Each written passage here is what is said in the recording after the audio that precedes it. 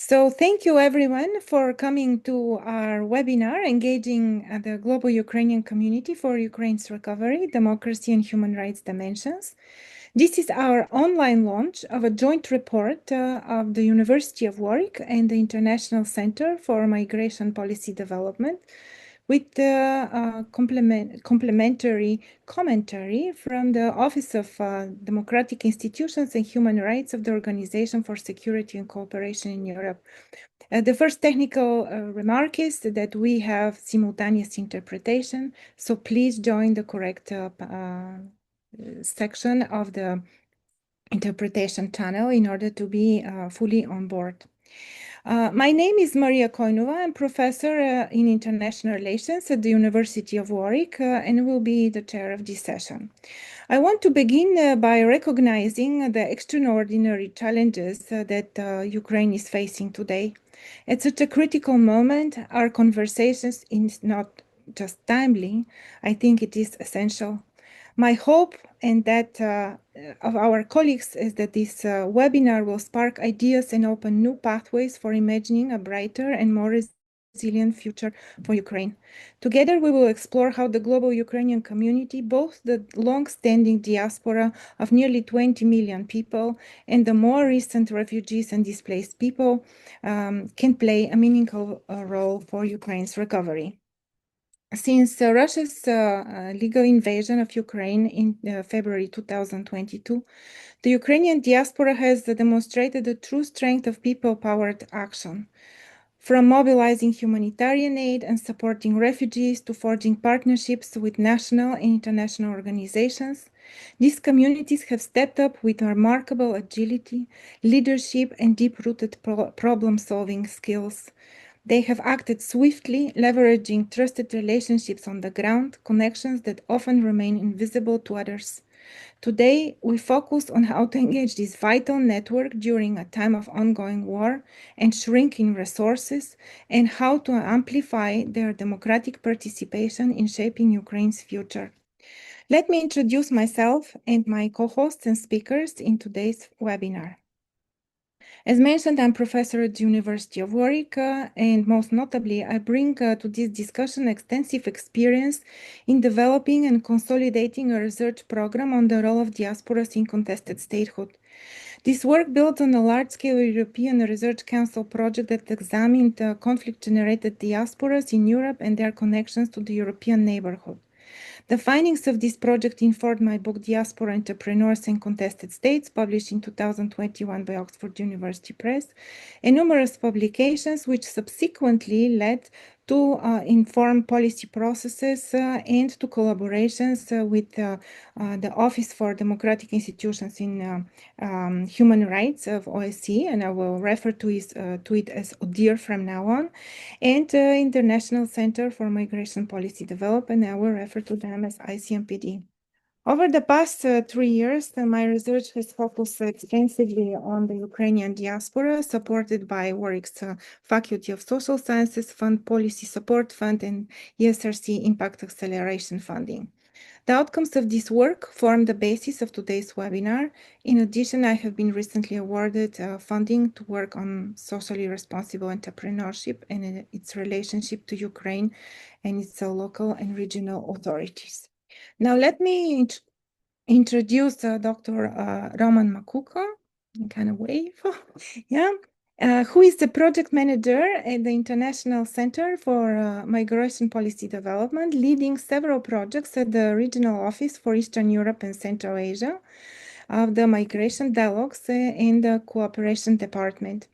Working with ICMPD's headquarters in Vienna since 2016, Dr. Mahuka has experience implementing projects on improving migration management in the Silk Routes countries, Afghanistan, Bangladesh, Iraq, Iran, Pakistan, and in border management and combating trafficking in human beings and smuggling of migrants. Earlier, he worked with the Transnational Threats Department of the OSCE Secretariat, and before joining the OSCE, he has been working at various positions at the law enforcement agencies in Ukraine at the national level. He has a doctorate in law, a master's degree in conflict, peace, and security, and diploma of a specialist in jurisprudence, which gives him a qualification of a lawyer. Magda Sabadello is a project officer at the ICMPD in Vienna as well. She supports the implementation of multi-thematic programs within Eastern Europe and Central Asia Regional Unit, with a focus on diaspora engagement, capacity building, social cohesion, and migration and development. Since 2022, she has been part of ICMPD's Ukraine response team, working closely with Ukrainian diaspora organizations, migrant communities, and grassroots initiatives to strengthen their capacities, networks, and cooperation. So now turning to Lola Girard, who is a migration and freedom of movement expert at OSCE Office for Democratic Institutions at ODIHR, is based in Warsaw. Responsible for developing and implementing the migration program of the Democratization Department, she focuses on enhancing migration policies and practices in the OSCE region to protect the rights of migrants and displaced persons, promote social cohesion, and ensure the respect for freedom of movement in line with OSCE's commitments. Before joining ODIHR and its migration team, Lola served as ODIHR's Ukraine monitor, interviewing witnesses and survivors of human rights and humanitarian law violations. She has previously worked with the Polish Humanitarian Action, UNRWA, the European Asylum Support Office, and the French Office of Immigration Integration. She holds master's degrees in European and International Affairs from Sciences Po and Humanitarian Law and Action from ICMPD University. Beyond the speakers at this webinar, I would like to express my heartfelt gratitude to Alice Shepanikova, formerly a Migration and Freedom of Movement Office advisor at OSCE-ODIHR, with whom we initiated the entire Academia to Policy Exchange, to Natalia Prihornitska, co-founder of the Open Platform and Alliance of Ukrainian Organizations in Germany, and to Katerina Pavlova, Chief Operating Officer at the Crisis Simulation of Peace NGO. Both of them served as trainers during major training in 2024 that I will share more details about them.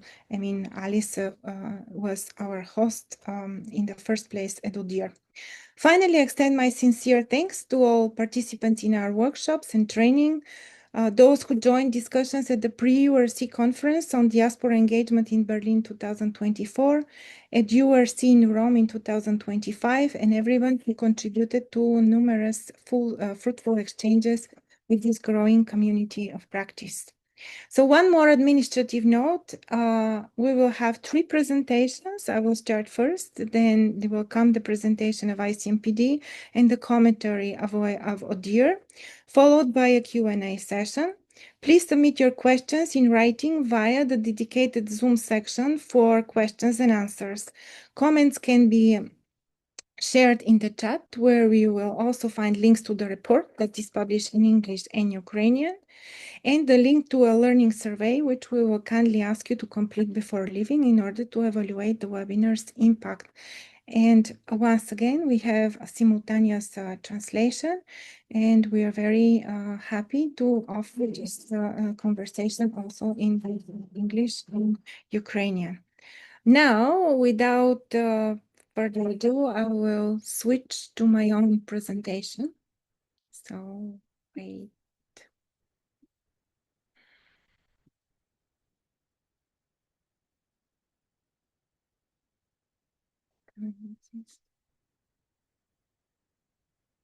There. Screen. Magda, can you see that? No, not fully. Maybe you can try. Okay, okay now. And now you just click slideshow and that's it. Yeah. There you go.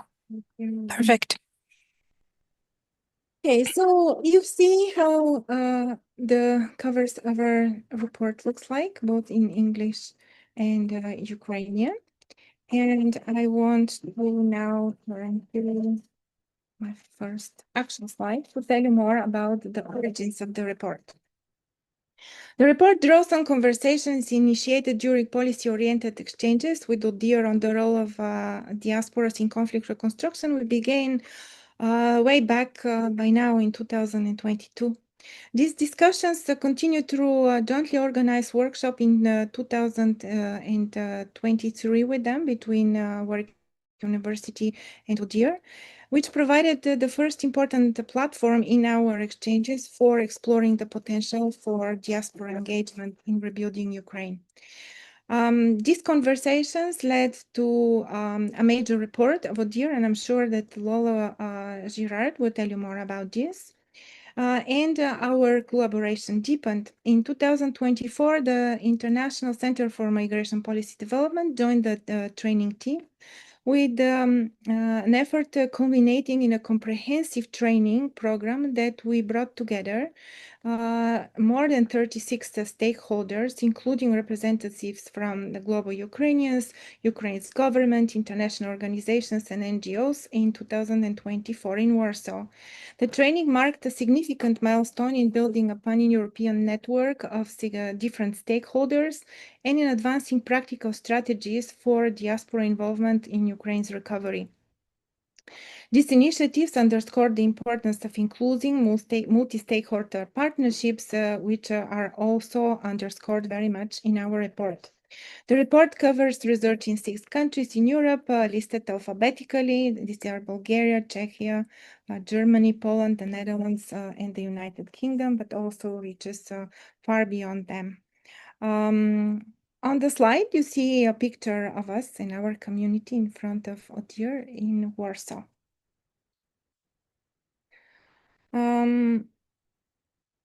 The report starts by acknowledging that the momentum is building to create a whole-of-society approach, driving global engagement with Ukraine's reconstruction that is championed by the Lugano Principles of the Ukrainian Recovery Conference from 2022, with follow-ups in London, Berlin, and Rome.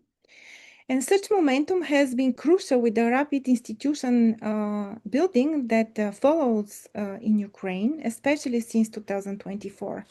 The Ministry of National Unity was built in December 2024, which functions after an institutional reform this summer were transferred to the Ministry of Social Policy, Family and Unity, and also a new law on multiple citizenship has been passed in Ukraine in 2025.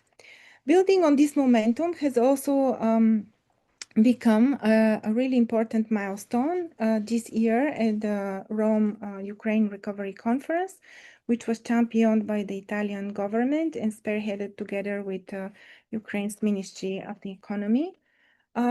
This is because for the first time, this conference had a high-level panel on return and reintegration of Ukrainians coming from abroad, but also for our discussion very much is important that this URC was the first one to launch the first ever diaspora lab at Ukraine Recovery Conference, which was backed by the International Organization of Migration, which as you see here in the photo, there is some picture of this event.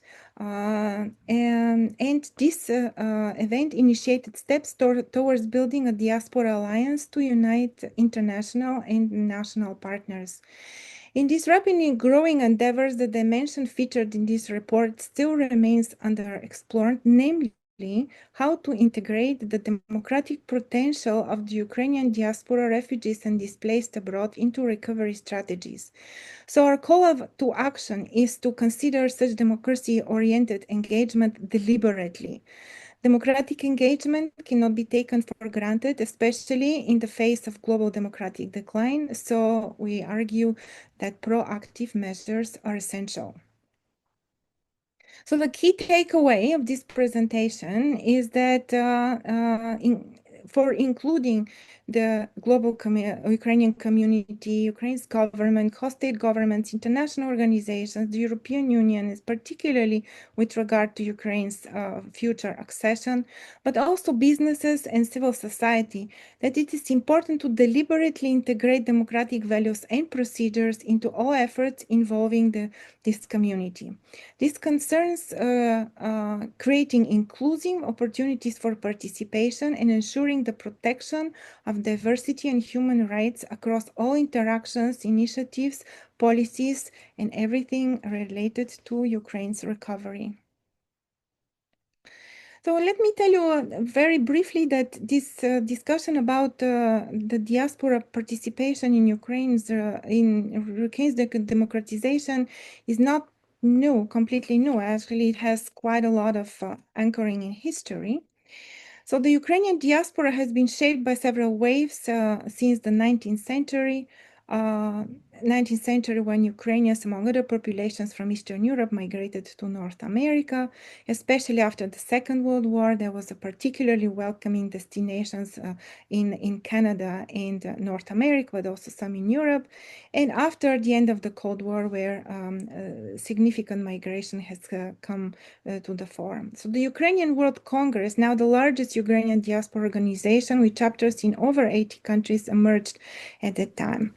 So further immigration followed after the Revolution of Dignity in 2014 and Russia's illegal annexation of Crimea and interventions in the Donbass. So with more than 8 million becoming displaced after Russia's invasion and over 6 million currently living in Europe.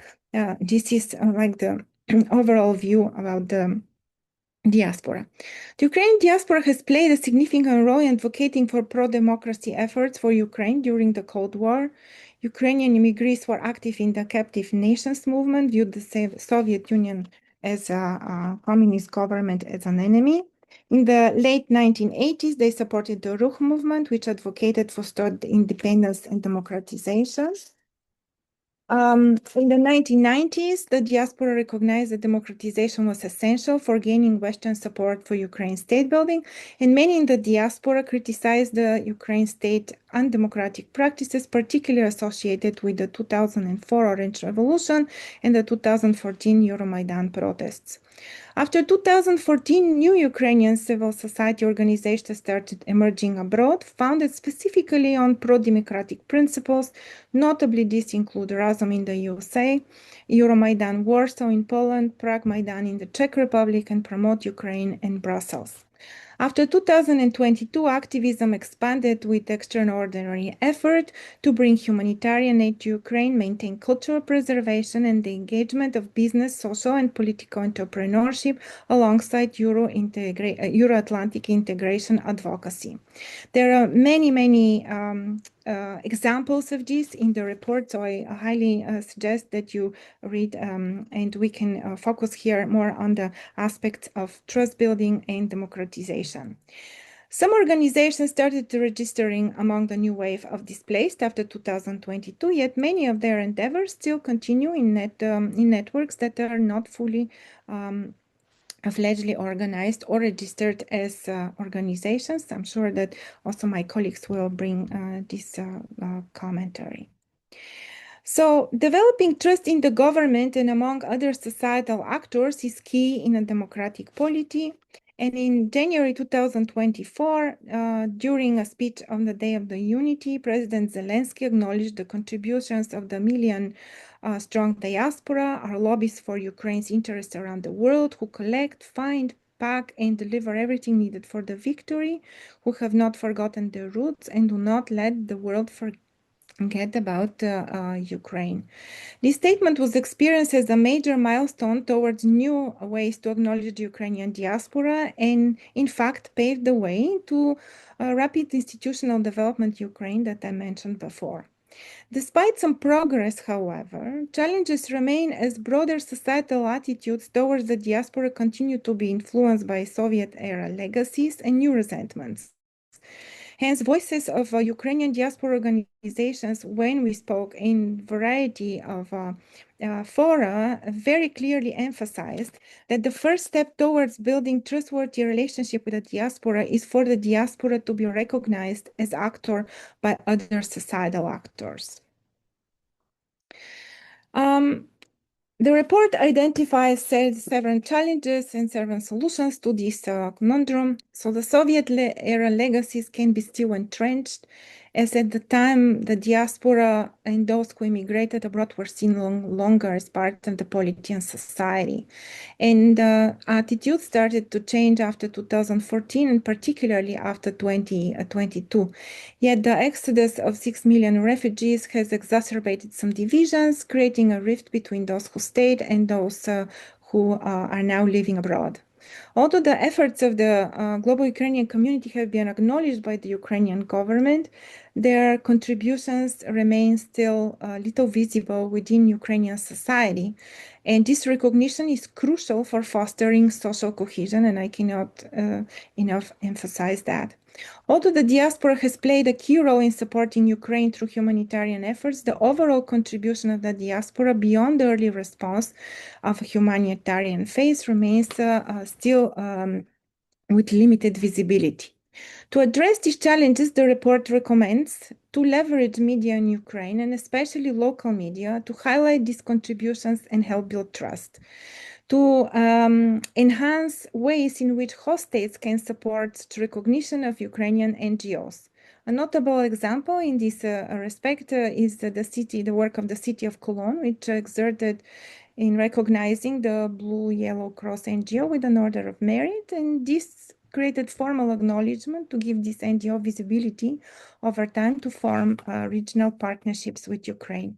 One of the biggest steps the Ukrainian government has taken to build trust and establish closer ties with its diaspora and migrant communities abroad is to develop the so-called Unity Hubs initiative, initially carried out by the Ministry of National Unity in collaboration with European governments and also with international organizations. And now this portfolio is taken by the Ministry of Social Policy, Family and Unity. So the Unity Hubs will seek to empower Ukrainians abroad, whether they return or stay, to build closer ties with Ukrainian citizens and to provide support with administrative matters. The global Ukrainian community can also be acknowledged directly or including in consulting roles when policies are formulated and in decision-making processes of the Ukrainian government and various institutions, especially when developing strategies concerning the diaspora and refugees, and also broader strategies related to Ukraine. And finally, on the societal level, such trust building could be enhanced by developing viable transnational collaborations, partnerships, and working in mixed teams with shared goals. So let me kind of come to the very core of what we want to propose here. And it's both an analysis and recommendation at the same time. And it is about how to include democratic values more deliberately into strategies and programs for Ukraine's recovery. Ukrainians who have been living abroad have had this freedom to gather peacefully, even also those who are in the temporary protection, and a lot has happened in public locations to express their views in forms of various protest marches, advocacy rallies, etc. These gatherings have indeed been mainly peaceful and attracted hundreds and thousands of supporters and helped form a unified voice to pass on messages crucial for decision-making on Ukraine.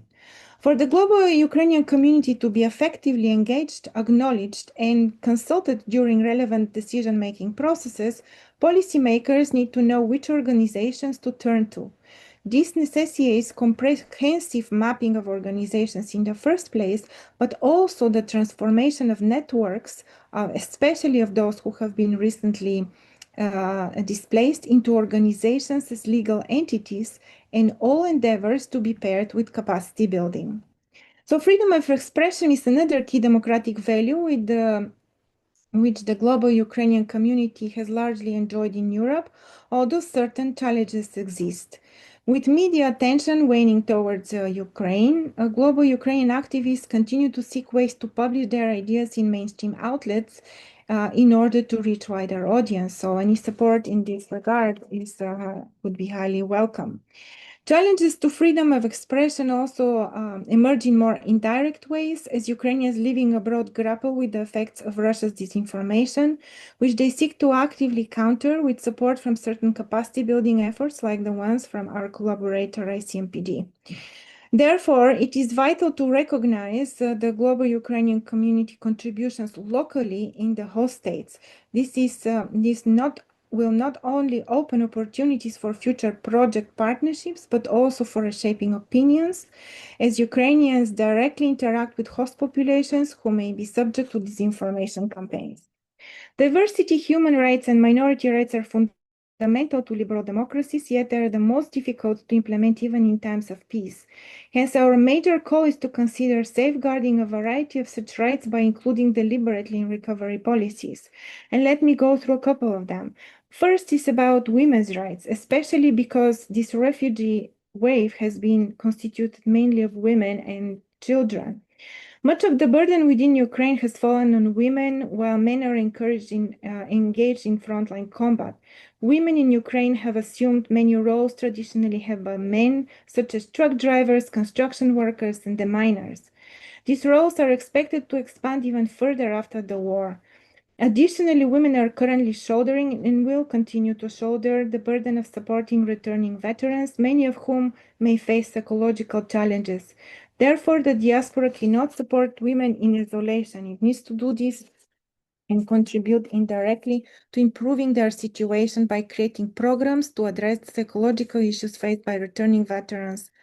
The war has further highlighted the importance of raising awareness of the LGBTQ plus community and their rights, as same-sex marriage remains prohibited in Ukraine, and this brings quite a lot of activism among LGBTQ plus Ukrainians abroad, both to protect the rights of the minority among refugees and in creating safe queer spaces, also in advocacy for policy change.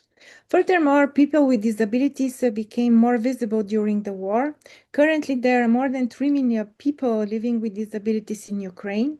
This number is expected to grow due to the war-related injuries and traumas. Russia's invasion has disproportionately affected vulnerable groups, including persons with disabilities.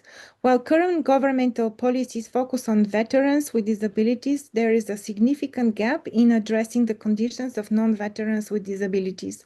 And this is where the global Ukrainian community can be very helpful, as Ukraine needs input from other countries and their ministries of social affairs on best practices how to tackle these issues. The global Ukrainian community can also engage in issues of business and human rights. This engagement will be crucial for Ukraine's economic reconstruction, and investments, businesses, and corporations operating in Ukraine will need to support socially responsible practices. As discussions within the UN Forum on Business and Human Rights intensify, Ukraine is evaluated as well. Ukrainian diaspora organizations can participate in these discussions and provide their civic voice and expertise alongside connecting businesses and organizations representing underprivileged groups. Members of the global Ukrainian community have been vocal also in raising awareness about the severe human rights violations faced by Ukrainians under Russia's occupation, especially as evidence of rape, torture, and other abuses have emerged, particularly from the occupied territories. Organizations abroad, such as Project Sunflower, the Center for War Crimes Documentation in Poland, and the Ukraine Legal Network in the Netherlands, have documented human rights violations and the traumatic experiences of Ukrainian refugees who fled the war. Such endeavors underpin and can further underpin endeavors towards seeking transitional justice in Ukraine. So let me look into the democratic procedures. There are more discussed in the report, but I want to flag a couple of them. The passing of the new law on multiple citizenship opens new opportunities. Having home country citizenship enables diasporas to vote from abroad, run for office, run referendums, and hold leadership roles in government. However, the majority of Ukrainians living abroad have so far been largely restricted for many of these roles. Many have served as advisors, but to be actual decision makers, they need to have Ukrainian citizenship. There are ongoing efforts among Ukrainian hromadas, which are territorial communities, and local civil society to build twinning projects with municipalities and regions abroad. Municipal partnerships have gained prominence in Ukraine as an excellent tool for creating exchanges, enabling capacity building, and bringing innovation. My earlier research has also highlighted new opportunities which still remain underexplored in Ukraine, namely how to engage diasporas to exert targeted impact on local government and to do this translocally. This means that the strong sense of belonging people feel with a particular place of origin could be an additional asset to support their needs. This means that a village, town, or other settlement which has durable connections to natives abroad can be supported by them because of their strong sense of connection to place. And here there is a figure to try to explain this more visually. The small circles represent the Ukrainian communities globally, and the green line represents how their linkages connect these groups in a transnational social field that spans different global locations, and that connects, nevertheless, to particular locality and to a territorial community in it in Ukraine. And these are the hromadas. To give you an example, to make this better understood, for example, the Vinnytsia region in Ukraine has extended networks of people who now live in various countries or have been internally displaced to other parts of Ukraine. By considering the principle of translocalism, local-to-local connections can emerge, whereas diasporas can participate in exchanges that include the sharing of information, ideas, goods, commodities, remittances, funds, visits, communications, services, labor, and others. These connections are no longer bilateral, municipality to municipality, as currently practiced in more ways, but multi-pronged, as they include diasporas living in different places across the globe who stem from the same place or field they belong to.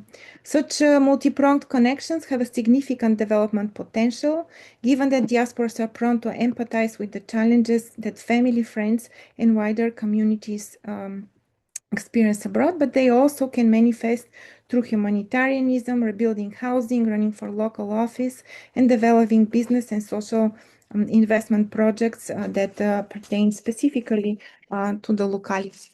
And I'm coming from close to the end of my presentation. I just wanted to flag also one significant part of the report that deals with the role of the global Ukrainian community, which it can play, mostly future-oriented towards Ukraine's accession into the EU. Although this is an intergovernmental process with limited space so far for institutional engagement of diasporas. There is a clear need to explain the EU integration process to global Ukrainian community members through capacity building initiatives and to identify the roles that they could play. Global Ukrainian community can maintain access to host state institutions where EU policies for Ukraine are formulated. They can get involved in host state civil society, trade unions, and media, as well as engage through the party system of individual EU member states to foster careers of Ukrainian origin politicians and representatives over time. The global Ukrainian community can further influence EU accession negotiations by way of direct engagement with European institutions, such as the European Commission, the European Parliament, which is the most permeable of all, and other institutions, as well as think tanks in Brussels. The European Committee of the Regions has already been hosting local government representatives, such as the ones from Vinnytsia and Lutsk Hromadas, and their Promote Ukraine has operated an Ukrainian club in Brussels since 2022, and there is also other representation in the European Parliament. The global Ukrainian community can further provide expertise during negotiations with different chapters that lead to institutional reforms, can contribute to institutional reforms themselves by being monitors of Ukraine's progress to EU integration, but also act on aspects of transparency, accountability, of funding specifically as key democratic principles and act as monitors and watchdogs. And they can play other networking roles in your accession that can connect hubs, houses, centers within the EU and hubs with the European Parliament, but also this to connect to Ukraine and also to the governing structures of internally displaced people, among other vulnerable populations, to foster social cohesion, on which I have emphasized quite a lot in this presentation.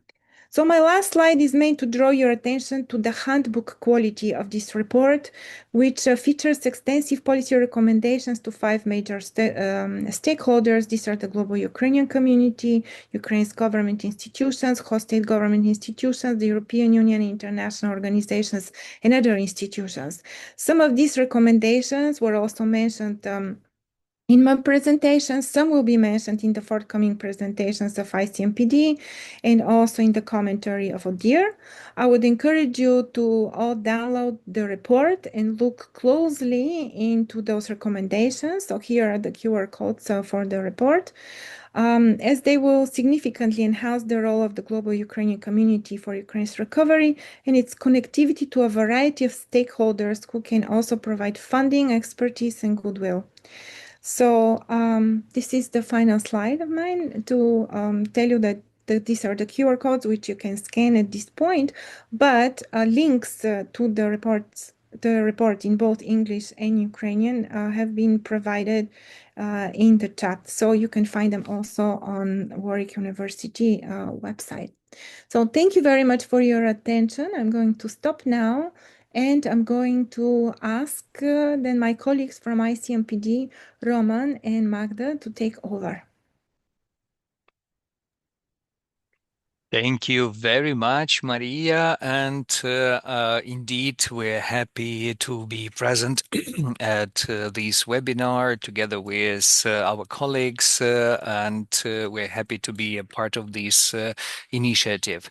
And greetings to all from the International Center for Migration Policy Development from rainy and cold Vienna. And in the chat, we saw the very nice participation from all parts of the world and with familiar names with whom we worked and met before. And greetings to Ottawa and Washington. It might be very early for you, but thank you very much for being with us. It is a really great pleasure to represent here our organization. I will try to be very brief and to really encourage everyone to look into the report that was presented in both Ukrainian and English.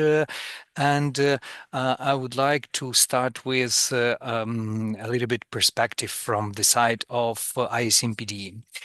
You know that ICMPD enjoys a long-standing cooperation with Ukraine and Ukrainian state agencies and other organizations in Ukraine and in a number of areas of cooperation.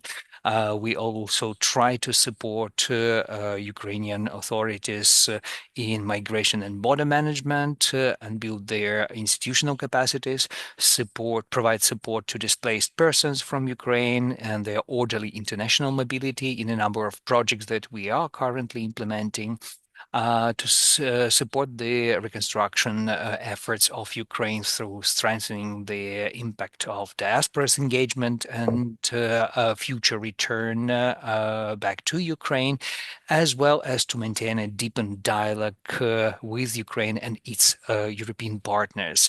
And in this picture, you see the picture of the panel that we organized on human capital and reconstruction in 2024 in Brussels. But I would like to also emphasize that as organization, ICMPD is working with various diaspora organizations for more than 30 years of our existence, and we have accumulated a number of good practices in that. And in my next slide, I would like to focus on specifically the cooperation with Ukrainian government. For the time being, we are working with the Ukrainian government in the development of the new migration strategy policy of Ukraine. And this basically entails various routes of discussions that start with the expert discussions with the range of Ukrainian government agencies and listening to their strategic visions and considerations on each and every chapter of the migration strategy. After the draft chapters are presented, after that, the draft chapters basically presented to the discussion to a larger audience for deliberations and preparing the overall document. So the process is ongoing right now. And ICMPD, as an international partner, is responsible to support the State Migration Service of Ukraine, which is a leading agency in Ukraine to develop this new migration strategy, in the development of the two chapters of this strategy. One relates to return and reintegration, which is very high importance. And the other one is related to diaspora. It's mainly ensuring the constant and deep ties with the Ukrainian global community and Ukrainian citizens abroad. Our goal in this process is to listen to all the parties involved, reflect all reasonable proposals and correlate that with the strategic vision of Ukrainian government, and to introduce the best practices to have a really well-written strategic document that will have a workable action plan with realistic, measurable, and achievable results. We also support the informed decisions on the transition out of the temporary protection, including safe voluntary return of Ukrainians back home, informing about opportunities of social, educational, health services, as well as employment, self-employment in Ukraine. And in this regard, I just wanted also to draw your attention on the Council recommendation that was issued in September on a coordinated approach to the transition out of the temporary protection for displaced persons from Ukraine. And we clearly understand that the temporary protection is designed to be temporary. And for now, the decision is that the temporary protection will end in March 2027, but up to that time, I think it is very important to involve the diaspora as well in communicating these messages. I want to also to draw your attention of our participants to the report that ICMPD published this year. It is called Diaspora Engagement Case Studies and Best Practices for Ukraine. So this report was produced this year and officially presented in April with the support and development from the researchers from the Maastricht University. And it presents in detail the recommendations and insights aimed at strengthening Ukraine's ties with its diaspora. The report's presentation included really comparative studies, case studies from Albania, Serbia, and Lithuania, offering really valuable lessons on institutional frameworks, economic participation, social recovery mechanisms, and so on. So this report basically becomes the pretty significant milestone in ICMPD's ongoing efforts to bridge research, policy, and practice, advancing the conversation on how to, in fact, effectively engage diaspora communities in Ukraine's recovery and development. And partially, I would like to touch upon the Unity Hubs, because this is a very interesting topic, and we already see one of the questions in the Q&A related to Unity Hubs. I mentioned earlier the Council recommendation that also quotes the initiative of the Ukrainian government on Unity Hubs, and this initiative is now fully taken over by the Ministry of Social Policy, Family and Unity. The Unity Hub initiative basically will seek to empower Ukrainians abroad to build closer ties with Ukrainian citizens and provide support to other matters. And we're happy to inform the participants that based on the agreements between the Ukraine and the Czech Republic, between the governments within the project, which is funded by the Czech Ministry of Interior, ICMPD will be operating the Ukrainian Community Consultation and Community Center in Prague, and the preparations are ongoing. And we already acquired a wonderful space for this, and in coordination with the Ministry of Social Policy, Family and Unity of Ukraine and the Czech Ministry of Interior, we hope that this center will provide space to foster cultural and national identity, maintain connections to Ukraine, become a platform for cross-cultural dialogue with a significant role to being played by Ukrainian diaspora in the Czech Republic. Our Ukrainian Consultation Center in Prague that have been successfully operating for more than 2 years will evolve into this Ukrainian Consultation and Community Center in Prague and will continue supporting thousands of Ukrainians. Additionally, at this stage, we are also exploring the involvement of joining the efforts of the strengthening the Unity Network with the role of the Ukrainian Consultation Center in Berlin that ICMPD is running in the margins of the other project funded by the German National Army funds and co-funded by BAMF. And we hope to be part of the Unity Hub that is going to be opened very soon in Germany. And with this, I will pass the floor to my colleague Magda, please. Thank you very much. Thanks a lot, Roman and Maria and Lola. It's very nice to be here amongst all of you, and it's so nice to see so many familiar names on the list of attendees. I will dive right into it. The Ukrainian diaspora, today I really wanted to have my part of the presentation and the webinar focus more on our work with the Ukrainian diaspora. And a little bit of a background here would be that from our perspective, the Ukrainian diaspora today represents a remarkable and pretty powerful concentration of resources, goodwill, and advocacy. And what we have seen over the past years is that exactly how deeply committed the Ukrainians abroad are to supporting their homeland, right? So not only in the moment of crisis, but increasingly in shaping the long-term future of the country. And this global community, this global Ukrainian community really holds enormous potential to contribute to Ukraine's development processes, especially now when the country is navigating very complex challenges related to recovery, reconstruction, rebuilding, and eventually a return and reintegration. What is particularly striking is how the role of the Ukrainian diaspora has evolved. From the beginning of the full-scale invasion, the efforts were mainly focused on humanitarian response, such as providing emergency aid, shelter, medical support, basic services to the displaced. And now that Ukraine's needs have slightly shifted, so has the diaspora's engagement. So we are now seeing a decisive move more towards long-term strategic initiatives that support sustainable development, first and foremost, as well as institutional resilience, economic recovery, and, of course, community rebuilding. So this shift is possible because the Ukrainian diaspora is incredibly diverse. It is vibrant and it is very active.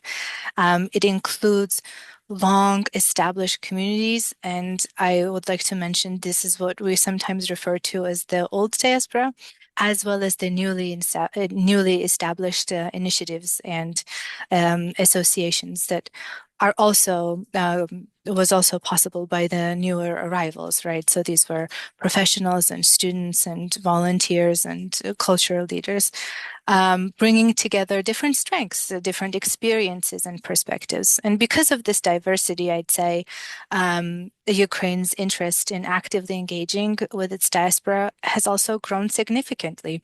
Ukrainian state institutions are more and more increasingly recognizing that the diaspora is not only as a supporter, but as partners.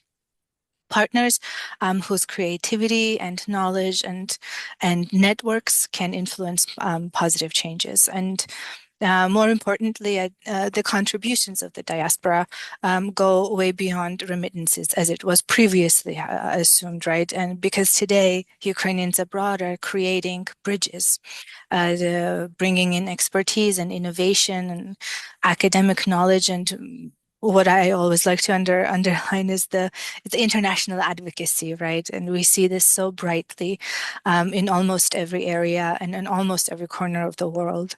The diaspora, they facilitate cooperation, strengthen cooperation, and help foster relationships that Ukraine will most likely benefit from in the years ahead. So their role is not only to assist now, but it's also to co-create the future of Ukraine. So we as an organization, we have always worked very closely with various diasporas across the world, right? So we provide support to policy development, as well as supporting countries enhance diaspora engagement strategies and support states and state institutions build closer ties with their diaspora communities. And since 2022, our programs have placed a very strong emphasis on creating meaningful and impactful opportunities for diaspora organizations and communities. We have organized a wide range of tailored trainings, networking workshops, and knowledge exchange activities. And all of these were designed and have been designed to strengthen the capacities of Ukrainian diaspora groups, associations, grassroots movements, or initiatives. And it's important for us to underline that these activities themselves were developed in close cooperation with the diaspora themselves, all right? So back in 2022, when we started our program, we ran surveys and we listened very, very closely to the needs and the challenges of the diaspora organizations. And together we identified the areas that would be, where our support would be most beneficial. And as a result, we have delivered training sessions on topics that were highly requested, such as organizational management, fundraising, communications, PR, media relations, which is very relevant for the younger generation of the Ukrainian diaspora. And we focused on combating Russian propaganda and misinformation in areas where diaspora organizations really find themselves in the front lines quite often. And additionally, of course, we also have had trainings on political participation and integration to understand, for diaspora organizations to understand how to better engage with local systems, how to advocate Ukraine's interests abroad, and of course, how to strengthen their own leadership. And the goal of all of these initiatives has been quite simple. The aim is to equip diaspora groups with knowledge, with skills and tools they need to continue their important work and to feel empowered, right, to play a strategic role in Ukraine's future. And this is the last slide I have prepared for you today, but what I wanted to say is that based on our experiences and many lessons learned over the past several years, there are quite a few recommendations that we have also included that were also included in the guidebook, in the handbook, that can be taken into consideration to help strengthen the partnership, right, between Ukraine and its global diaspora. And it's first and foremost, it is very essential and very important to fully engage the global Ukrainian community in programs and in initiatives related to anything and everything, I would say, starting from temporary protection, as Roman mentioned earlier, to return and reintegration programs, to host country integration, that may also be economic development,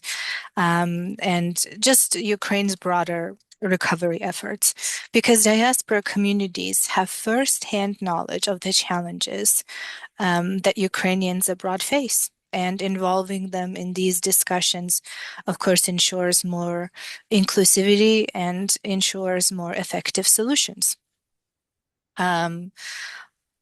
Furthermore, we also believe that capacity building plays a very essential, if not important, role when providing tailored training opportunities for diaspora organizations or migrant communities, and most importantly, grassroots initiatives, right, that are just starting out.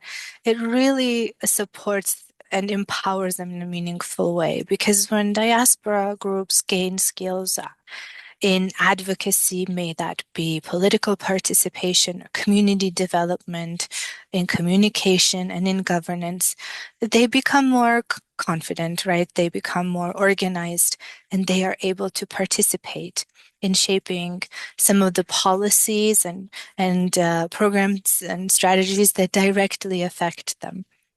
So therefore, these trainings also help strengthen their collective voice, the diaspora's collective voice. When equipped with the right knowledge and tools, diaspora organizations can become very active stakeholders and partners, even influencing some of these decision-making processes, not only in their host countries where they are located, but also in Ukraine as well. Another important aspect that I'd like to underline is the importance of networking and collaboration. And when Professor Koinova just talked about our training that we held along with the ODIHR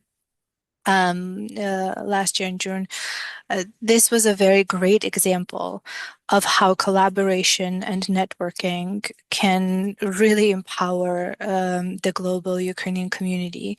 And by empowering diaspora communities and fostering this close-knit connection between them, in this way, we encourage unity, we encourage collective action, and a well-connected community can, of course, play a very important role in Ukraine's reconstruction and rebuilding.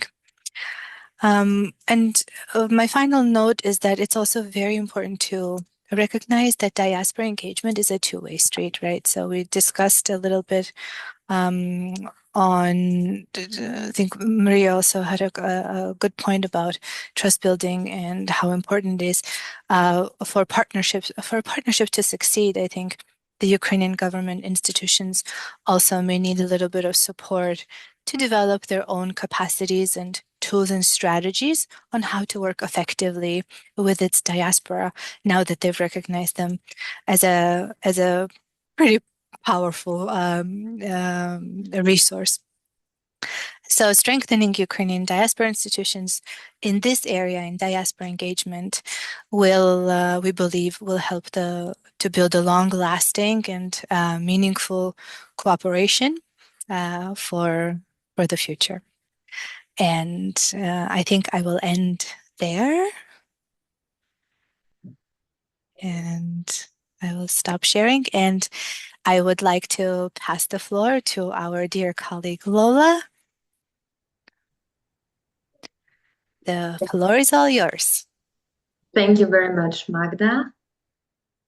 Let me share my screen. Okay. So thank you so much for, I need to, okay, now you should see it full screen. So thank you so much for giving me the opportunity to speak today.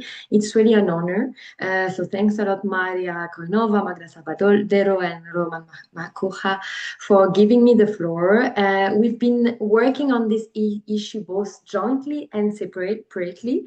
ODIHR is not one of the organizations who drafted this report, but some of the events we organized jointly contributed to the understanding and to the recommendations that are in the report. So it's really a pleasure to be here today. Thanks also to everyone for still being online right now. I see that we still have a very high presence online, which is amazing, knowing that it's already an hour that we are talking. So thank you so much for your attention. Before I start, just a word of introduction on who I am. So I work for the OSCE Office for Democratic Institutions and Human Rights. So we are an institution within the Organization for Security and Cooperation in Europe. We have 57 participating states. You can see on the map, those are the ones in dark blue. And ODIHR specifically, we are mandated to support participating states in meeting their human dimension commitments, in particular related to the respect of human rights, democracy, and the rule of law. This is in line with our comprehensive approach to security. What we believe in the OSCE is that there cannot be security without respect for human rights and democracy and the rule of law. And our work with Ukraine is a perfect example of that. So the work I'm going to present today is part of ODIHR's project called Supporting the Human Dimension of Security in Ukraine in Times of Crisis, which runs until 2027, but I will really focus only on what we've done with the diaspora. And I won't go through the whole process in details again, because it was already presented quite heavily, quite in details by Maria before, so I will just complement a bit. I will try to stay as practical as possible, and I will mainly talk about involvement with civil society organization with diaspora. So as Maria mentioned, we started already in 2023 with 2 expert workshops on engaging the Ukrainian diaspora in reconstruction and development. The idea there was really just to provide a space where people could talk. Magda has said it earlier, there is a lot of very solid expertise in the diaspora community. And it's really important just to provide the space for people to be able to exchange good practices and learn from one another already from the very beginning when people were rushing for humanitarian assistance. So that's what we had in mind. And we issued a report in 2024. You have the QR code here. It's available in Ukrainian and in English. And it's basically just reflections based on those 2 expert workshops, putting also the Ukrainian diaspora in the broader global context, drawing lessons learned from other diaspora in terms of crisis, and looking at exploring how the Ukrainian diaspora can contribute to Ukraine's reconstruction.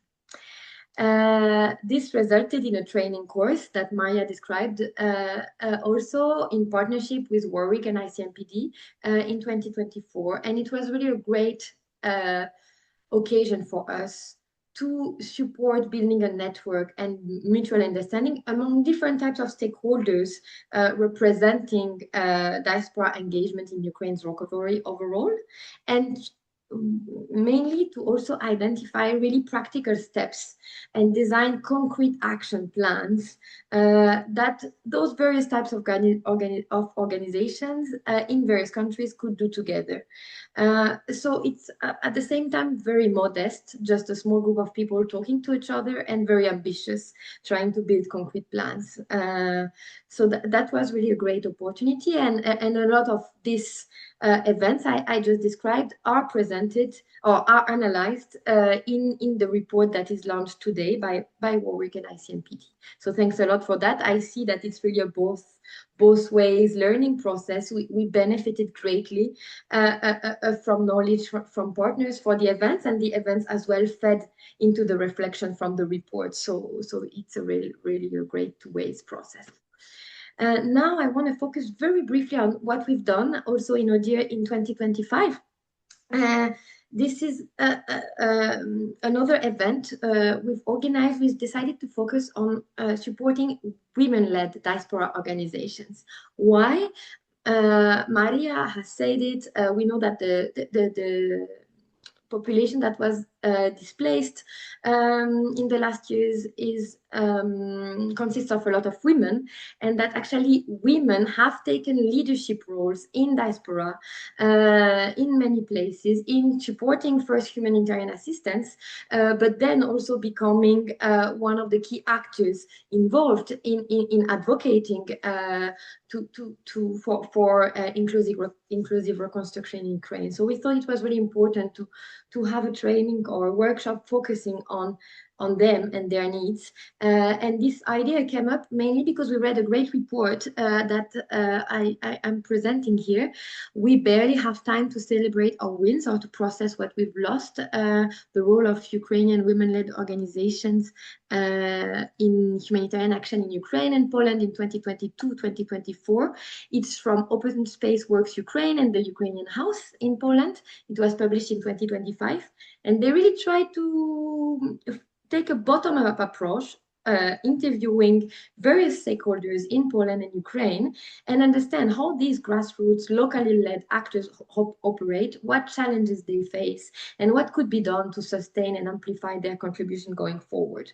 And when we read this report, we thought we have to do the same, or we have to build on this, but to support at a more regional level. So we invited women-led organizations from Czechia, from Germany, from Poland, from Lithuania and from Ukraine to meet and to discuss the challenges they face. The objective of all that was really to promote and integrate gender equality, but also the rights of minorities and persons with disabilities in reconstruction efforts. Maria has talked about veterans. I think it's also important to put this into the broader framework of the rights of persons with disabilities, which is essential in reconstruction efforts. So we really wanted to facilitate peer learning, exchanges of good practices, and to support advocacy cooperation. Magda has talked very rightly about communication and media relations. And I think this is extremely important. We see a lot of amazing grassroots organizations doing very solid work, but maybe having no time to plan how they can communicate about all what they are doing and how they can advocate to make sure that the work their organization is doing is sustainable. So we really focused on that angle as well, giving them tools and tips on how to do that better. And finally, maybe the most important point, we wanted to address what we call the structural and psychological barriers faced by women-led organizations. And when I say that, I want to say that now years have passed and we see that many of those leaders have worked 24/7, full-time, supporting on the ground, building networks, fundraising, and we see that there is a lot of exhaustion, that there are risks of burnout, that people need to also balance the amazing work they do as leaders, supporters, but also maybe the fears they are still having with their relatives and loved ones back in Ukraine, and maybe the precarious situation they are in themselves, because many of those organizations are also managed by new refugees. So we've talked about also about this new diaspora organizations. So they really need also time and resources to think, to rest, to have mental health support, and to have also peer support. So this was really an important part of this event, giving a space for that. Yes, and a few quotes here from some of our participants, from one from Ukraine, one from a diaspora organization in Germany, a new one. So we see that we have people working on very different topics, working together, which I think is extremely important. And I will conclude with some lessons learned. Those are not recommendations from the report per se, but I think they really yes, they are really in line with what is in the report, and I want to also reflect on that. So the first one is on diversity. We see that effective diaspora and civil society work requires broad representation of minority groups. And we often think about the Roma, the Tatars, but it's also LGBTQI plus people, people with disabilities, as it has been rightly mentioned in the report and by Maria in the presentation. We see that all of this should be mainstreamed, not siloed into specific projects or group. We see that we have stronger outcomes when traditional diaspora organizations and new diaspora organizations work together. And we see also that this is stronger when there is also collaboration with host country civil society and Ukraine-based civil society organizations that support each other. Another lessons learned is on funding. There is a recommendation in the report on funding, and I know it might be very naive right now in the current context to talk about funding issues because we know there are a lot of cuts everywhere. But what I want to say is many of these grassroots organizations do not necessarily need more funding.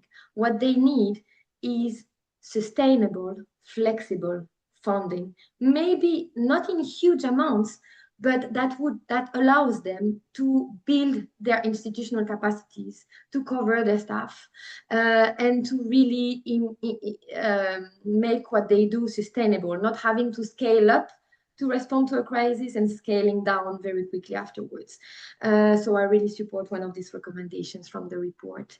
The third point is on structural and psychological barriers. I've talked a bit about it. We see that this work places a heavy emotional toll on diaspora leaders. So sustained impact is not possible without psychological support and burnout prevention. I think we really have to build this into whatever we design to try to support diaspora organizations. So leaders, when they met, they reported that they would need rest, retreats, and structured reflection spaces that would improve their long-term effectiveness. And of course, this is most effective when diaspora organizations are treated as co-decision makers, not just as implementers. This is extremely important to keep in mind and very much in line again with the recommendation in the report launched today. Finally, of course, I want to talk about multi-stakeholders networks. As you can see in this context, we've worked together, both jointly and in parallel, and I think this is extremely important. State bodies, CSOs, universities, international actors can amplify visibility and legitimacy of diaspora organizations. And this really is how we can have the best results with the limited capacities we all have. So building strong, sustainable networks beyond one-off events is really what we should do to make sure we have sustainable impact. And I want to conclude by showing this picture, which is from our last event. So it was a group discussion, a dialogue about leadership, and you see this women leader really both talking about leaderships, but also supporting each other. And I think this is what we should build, what we should think of when we build our networks with multiple stakeholders. So thank you very much. I will stop there and we can listen to questions. Okay, so thank you very much, Roman, Magda, and Lola for really great presentations, and everybody builds on each other. It feels so seamlessly, everything connected. So thank you very much. I'm mindful that we have another 15 minutes and there are 10 questions to respond. So I would very quickly respond to 3 or 4 of the questions that have been posed to me because they're on different topics. And then I'll pass the word to Roman and Magda. Maybe this would be also some kind of concluding reflections that you can give also along that. And the same would be for Lola with regard to the questions that have come up. So Ina Melnikowska is asking a question based on my research whether the diaspora primarily supports participatory democracy, democratic institutions, or democratic practices in trust, and how do these priorities differ or are close to those of the Ukrainian government. So, I mean, these are kind of very in-depth questions, which I'm really grateful to get. In my view, if I have to choose in that order that you have spelled this out, I think they're more interested in democratic practices and trust building, because participatory democracy in terms of building civil society, right, abroad, a lot of these organizations have already been quite participatory. And in my view, the least connection, especially after Russia's invasion, has been about democratic institutions, because it's been much more difficult to do that in times of martial law.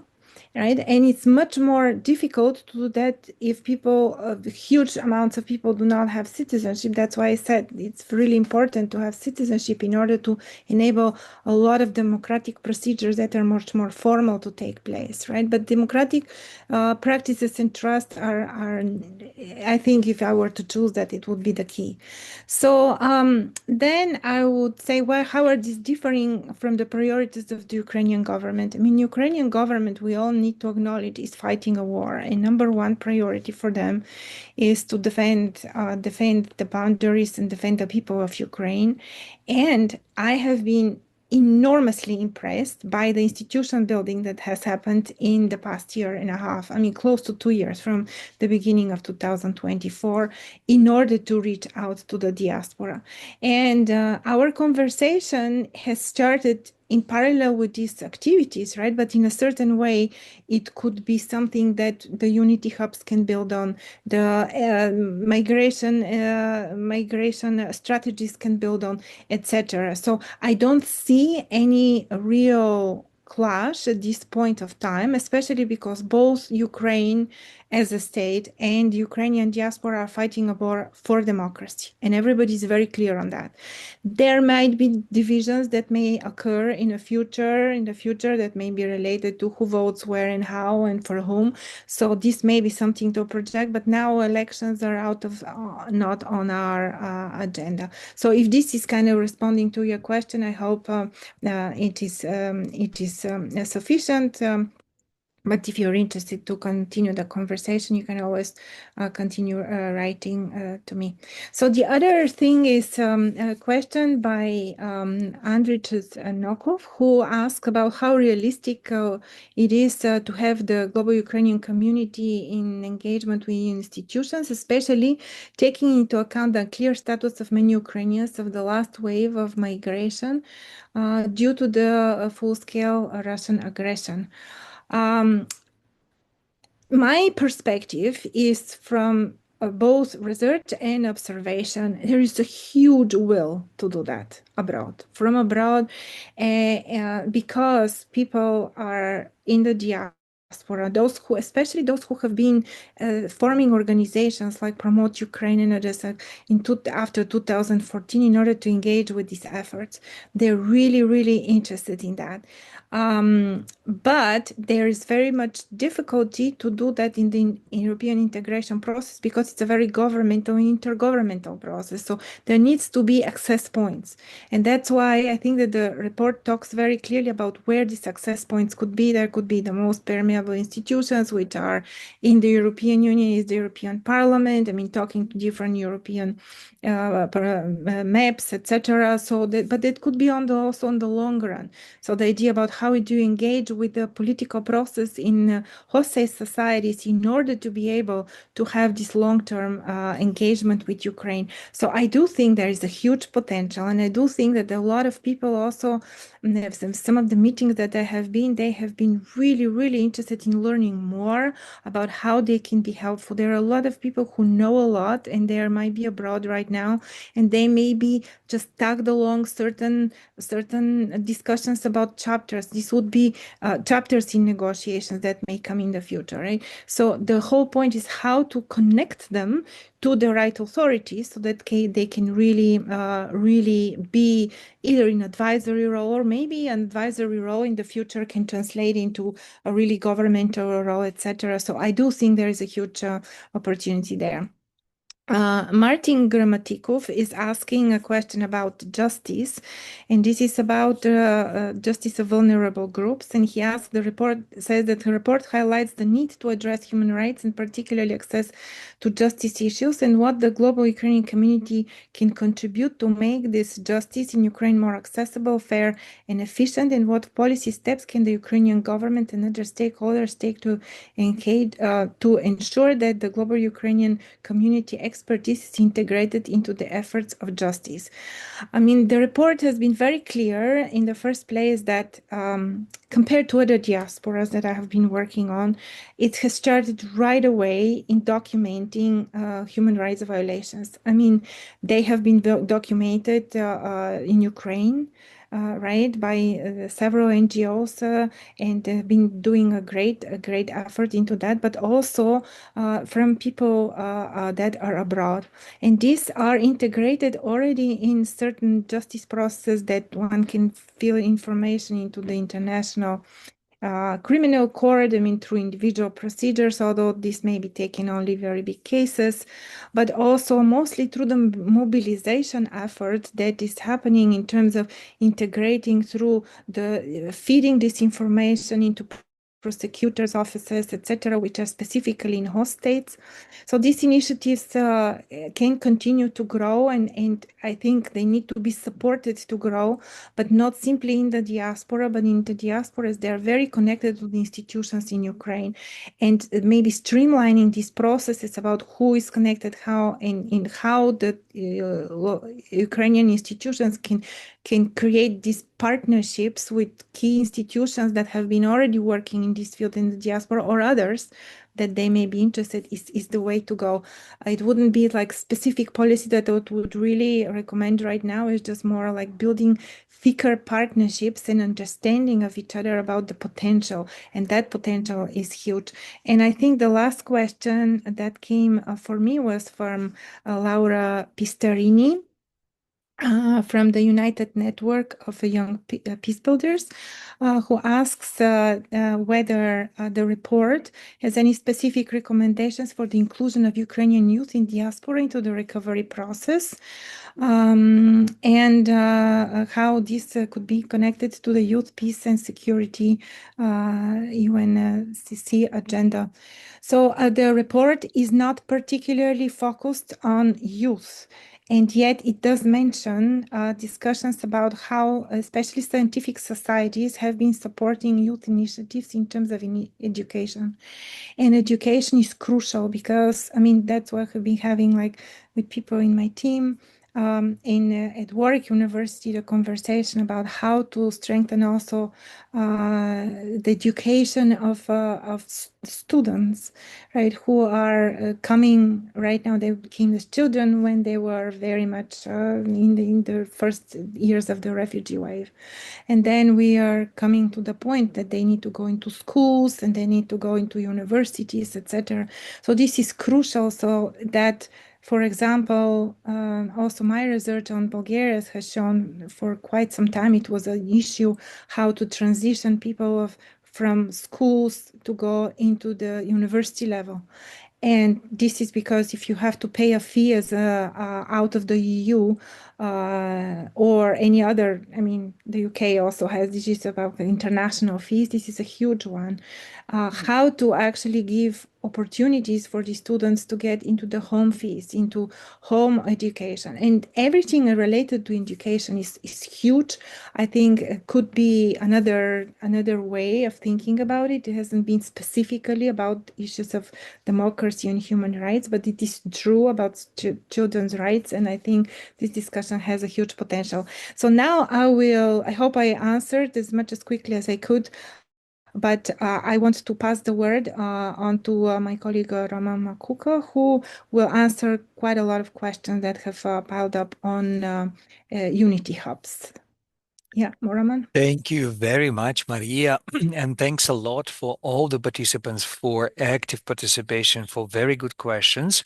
And I will start with the first one addressed to me. The question is coming from Mr. Андрій Чесноков. Дуже дякую за запитання і радий чути. Thank you so much for this question. I'm so happy. Thanks a lot. So we basically, the question was related to ICMPD's proposal to close the gap of 5.5 million workers, according to the Ministry of Economy, for Ukraine's recovery after the war, taking into account that many of the Ukrainians are not interested to get back home. So, I mean, this question, I think it's not the very topic of our today's discussion. However, we know about all the estimations that were done not only by the Ministry of Economy of Ukraine, but also with other organizations that did surveys and estimations in the best case scenario, worst case scenario. And indeed, there is a gap. These discussions were piling up already from the, I think, first, second year of war.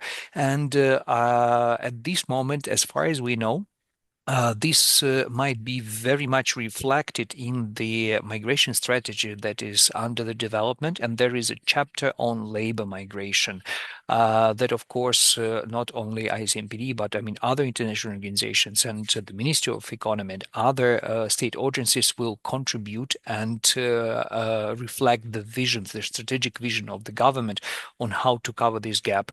So we hope that the overall document will come up as a really good strategy that will also include this point. I see that in the chat there are a number of questions related to Unity Hubs. So indeed, the question from Petro Revko from Great Britain mentions that in Rome, it was stated that Ukraine was ready to open 4 Unity Hubs, and I mentioned only Prague. Yes, indeed. And in UK, you were happy to open the dialogue for the Unity Hub in UK. So, I mean, Mr. Petro, so it's very nice. And I would really suggest maybe to inform about that the Ministry of Social Policy, who are well positioned in answering this particular question in terms of the ownership of the network of Unity, as they call it at this moment. We can only, I mean, at this point, speak about those initiatives that where we are already doing some efforts, and in particularly when I mentioned that the Unity Hub, or as we call it, the Ukrainian Consultation and Community Center in Prague, this was the agreement between the government of Ukraine, the government of the Czech Republic, where the ICMPD is the implementing partner, because we already had like for more than 2.5 years of successful experience of running the Ukrainian Consultation Center.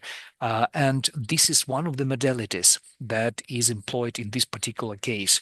We received a lot of questions from various EU member states on their interest in exploring this type of model, but we also know that there are some other models that are being discussed within the countries, national countries of the European Union, with regard to what type of Unity Hub they would like to see on their territory, how these hubs could not duplicate the already available efforts that are well in place, and how these initiatives could be in line with the Council recommendation that I mentioned during my presentation. So the discussions are ongoing, and I think the answer to your questions, like we would be more than happy to also listen to your proposal, but at the same time, just please keep in mind that it also depends on the hosting government that might also take initiative in this regard. And we have also a question from Roman Melnik, again related to the expansion of the Unity hubs. So if you can see the recent news from the Ministry of Social Policy on their webpage, the Deputy Minister visited recently various countries, and I think they would be more in a position to respond to this one. But what we heard, there were some initiatives related to Spain, what I mentioned regarding the Czech Republic, and there is a plan for the opening of the Unity Hub in Germany, in Berlin. And I hope I answered the questions related to Unity Hub. And I think I will give the floor to my colleague Magda. Please. Thank you. I think I will take over the question from Natalie Pavlenko about, concretely speaking, what resources are available to diaspora organizations for some of the capacity strengthening that we've mentioned.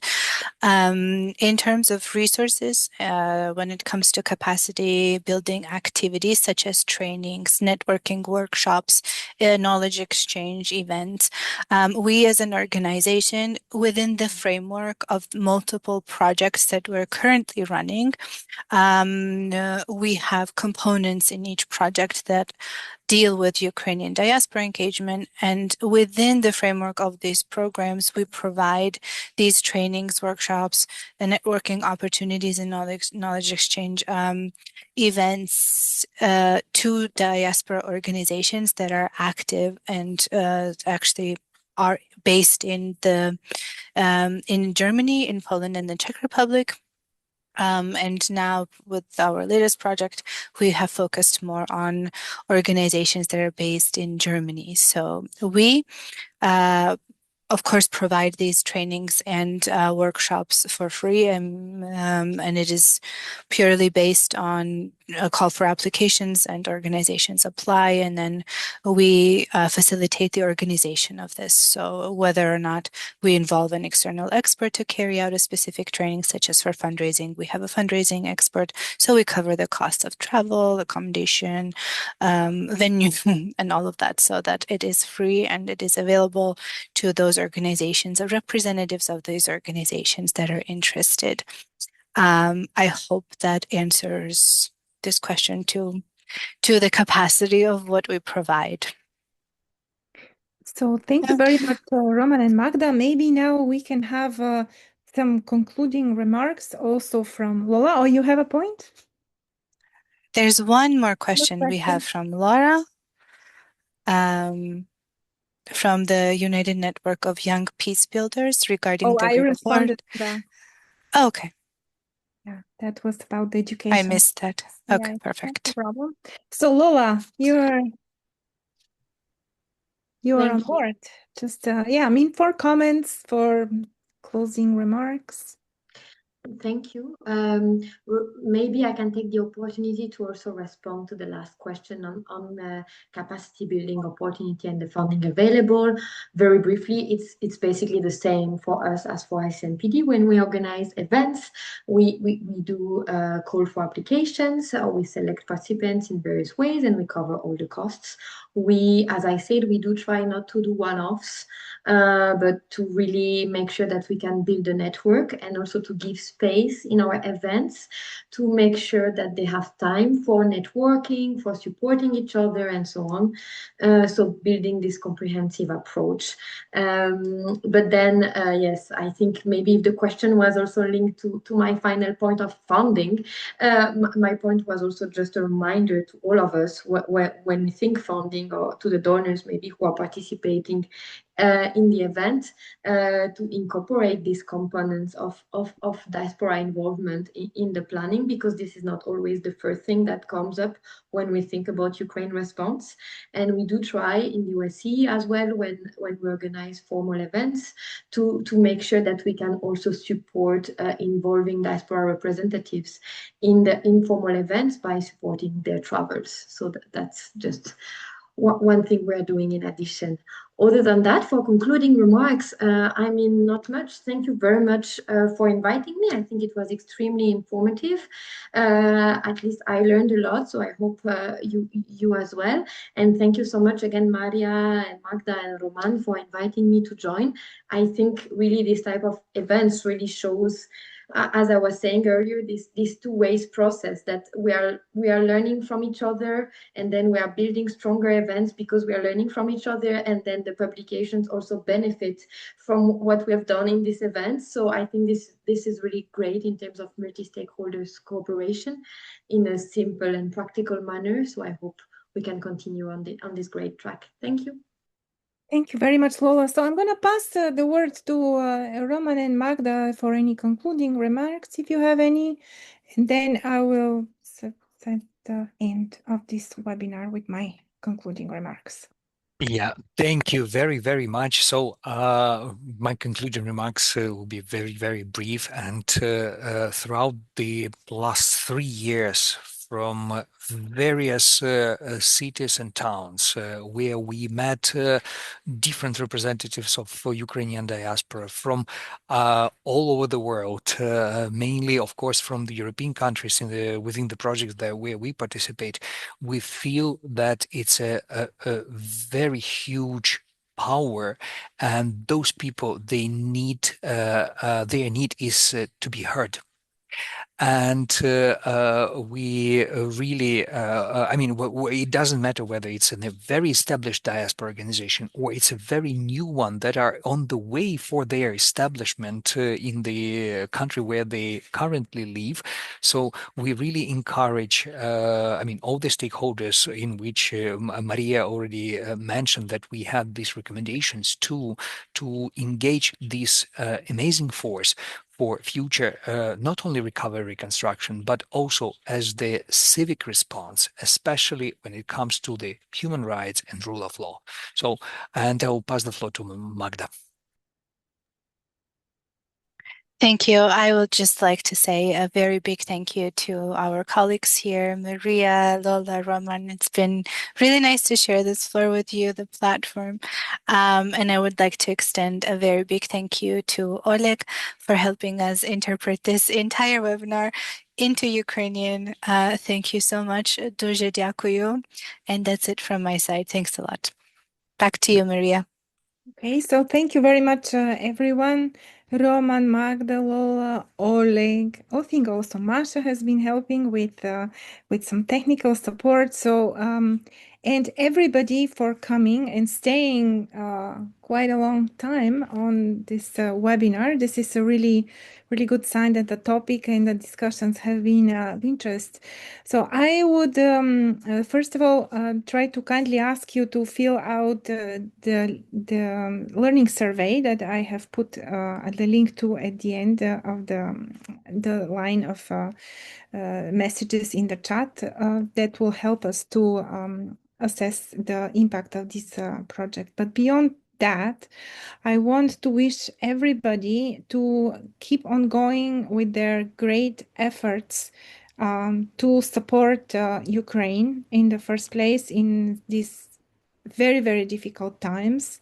To keep on going despite the difficulties and the lack of funding that we have been discussing, and to find new creative ways to fund a variety of projects and initiatives, and above and beyond, to keep the goodwill, because I think that the global Ukrainian community has very much benefited from the goodwill of a lot of people in host states, of a lot of international organizations, with also proving themselves as being great civic actors in their own right. And this needs to keep on being supported for the future of a democratic Ukraine. So with that, I want to close the webinar and to wish all of you all the best. So thank you. Thank you. Thank you. Bye-bye. Bye.